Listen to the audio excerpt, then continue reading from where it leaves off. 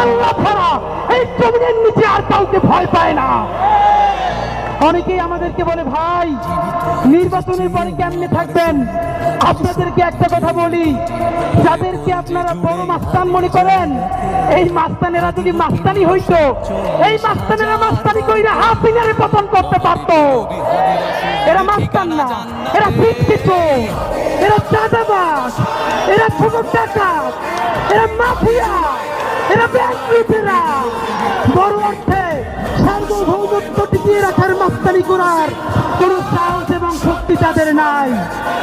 অনেকে আমাদেরকে বলে, অমুক নেতা 15 বছর লড়াই করছে, আর হাতিরা তখন কই ছিল? লড়াই যদি করলেন, আপনাদের এত ব্যাংকের ব্যবসা টিকে থাকলো কেমনে?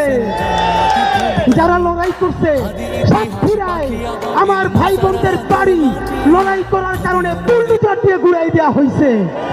এই ঢাকায় যারা স্বাধীনতার পক্ষে দাঁড়াইছে